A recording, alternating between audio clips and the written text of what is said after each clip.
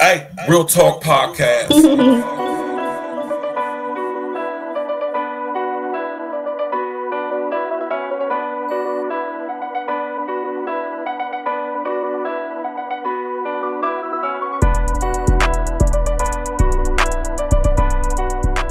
Yeah, what up, what up, what up? It's the man about town, Virgil, aka Stacks with the Facts. And y'all know y'all tuned in to another episode of Real Talk Podcast, pre-recorded situation. First thing first, all praises be to the Most High, man. Second of all, smash that like button, click on the bell, subscribe to the page, and of course share on your social engineering. Now listen, man. This dude right here, let me just start off by saying this, man. Mark Lamont Hill, I advocated for you. I had your back, man. You hear me? When CNN tried to act like they was going to put the foot on your neck and make you apologize for those allegedly anti-Semitic statements that you made a couple years ago, huh? Remember when CNN was trying to make you kowtow and apologize, and you stood 10 toes down, Mark, man. You did not apologize, and I respected you for that.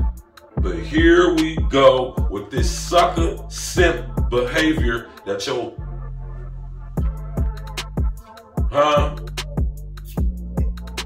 Mark Lamont Hill, really? Let me tell you something, Mark Lamont Hill. I don't, because you talk about you with the FREAKNIK as a reporter. Dude, we know you was down there tricking. You got customer written all over your face, Mark Lamont here. You got client written all across your forehead, man.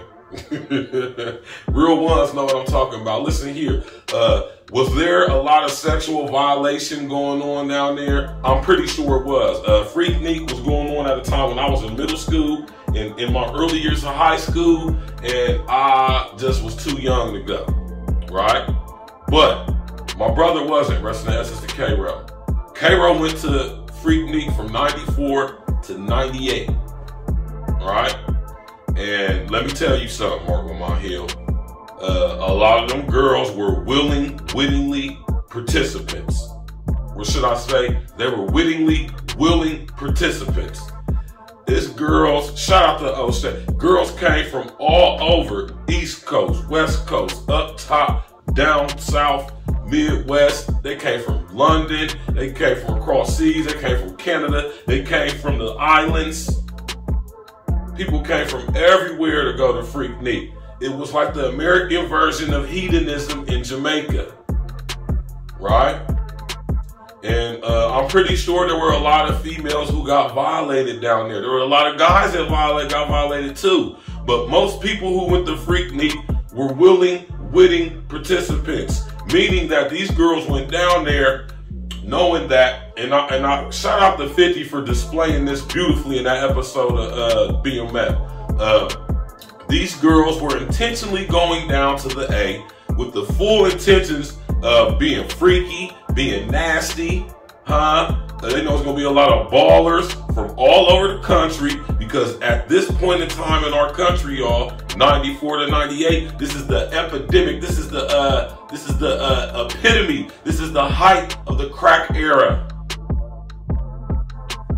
I know it because I was there. I know a lot of balling ass dudes who was getting money from the 90s, the whole decade, right? So these girls would go out of town to Atlanta, or in town if they went to ACLU schools down there, right? What they would do with the full intentions of finding them a baller and explore their sexuality, and if they can make some money while meeting a nice new whatever, and why not, right?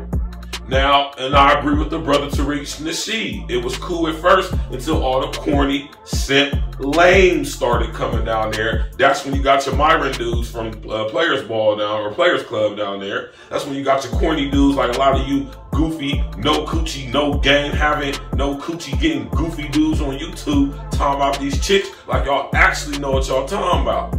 Y'all started going to FREAKNIK and messing it up, getting played.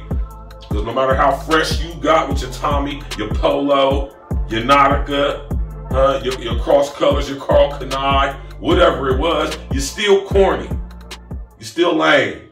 You can't unlame yourself, right?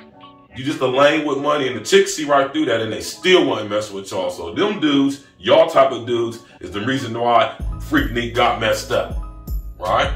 And we're just gonna keep that thing 100, man. All y'all chicks are shook about this documentary coming out, and I can't wait. And I love what Tariq Nasheed said, and this is why we got to get in front of this before it's released. We know they're going to switch the narrative or try to change the narrative and make it seem like us black men are just these predators, these sex-crazed predators.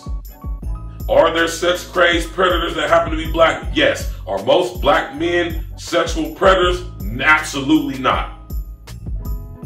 Sexual violation happens way more in the white community, even the Latino community, way more than it does in the black community, even unreported.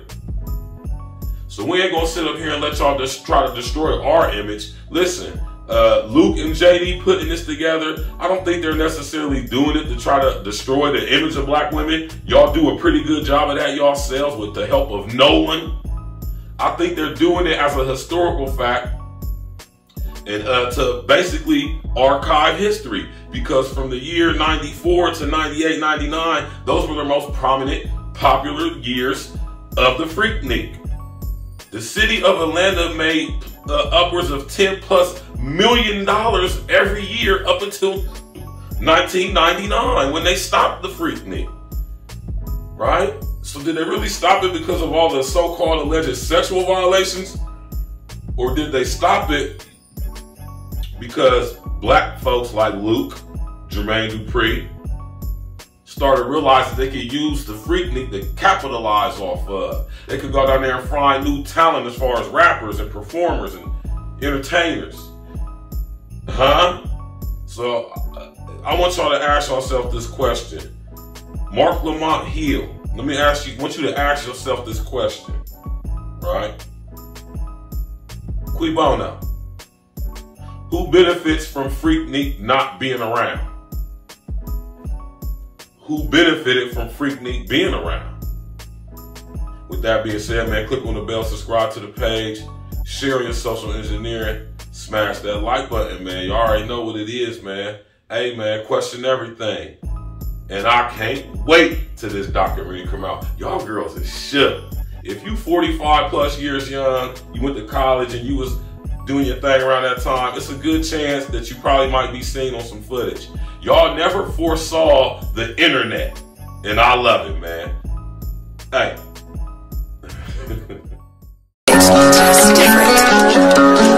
Stacks with the facts. E&E. Stimulus package. Let's go. I'm from that nutty north. Agla Green, Cleveland, have number streets. Windsor Terrace, Short North. On my north side, just ride with me. Brittany Hill, South Mott, New Jack, what's in the noon? Can't forget about P Street and L Block 2, cause they some goons. Nutty North, Agla Green, Cleveland, have number streets. Windsor Terrace, Short North. On my north side, just ride with me. Brittany Hill, South Mott, New Jack, what's in the noon? Can't forget about P Street and L Block 2, cause they some goons. What you fuck niggas know about the north side? North side till I die, got a lot of pride. P Street where I saw my first homicide. Cause I love you working at the Dutchess for $1.05. What you fuck niggas know about Big City? Town Cone, get a slushy for $1.50. Venues, egg rolls, best in the city. Big Daddy's had the freshest gear in the city. Sacks with the facts, ain't nobody fucking with me. Grown folks was a pop club in the city. Philly Grill had the best drinks in the city. Chef place closed down cause they drinks was shitty. Got love for the east side, love for the south side. Got love for the west side too. But I'm from up north where we get money and slide through your hood like it's a drive-through. Walk through your hood, not just drive through. In your hood I'm good, I'm that fly dude. All these bitches wanna kick it like Ryu. In my DL, kissy face, hi boo. If you from up north, rep that shit. Say it real loud with your chest, nigga. No NBA, no EA Sports, but I still ball in the best. From that nutty north, Agla Green, Cleveland, have number streets. Windsor Terrace, Short North. On my north side, just ride with me. Brittany Hill, South Mott, New Jack, what's in the noon? Can't forget about P Street and L Block 2, cause they some goons. Nutty North, Agla Green, Cleveland, have number streets. Windsor Terrace, Short North. On my north side, just ride with me. Brittany Hill, South Mott, New Jack, what's in the noon? Can't forget about P Street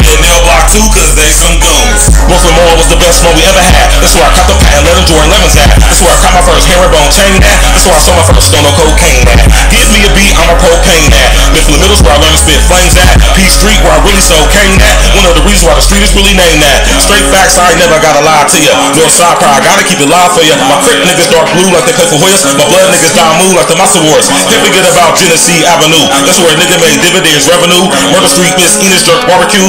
Island Vibes, Windsor and Cleveland Avenue. Caddy Corner, across the street, Times Corner Store. Just one thing, Windsor Terrace famous for. Can't forget about D&J's 4th and 8th. Agent's crib cooking up 4 ways and 8. On the north side, niggas, yeah, we really great. Name a better side of town, I sit and wait. All y'all other side of towns, y'all win away. All y'all other side of towns, y'all win away. Nutty North, Agla Green, Cleveland Avenue, Number Streets, Windsor Terrace, Short North. On my north side is ride with me.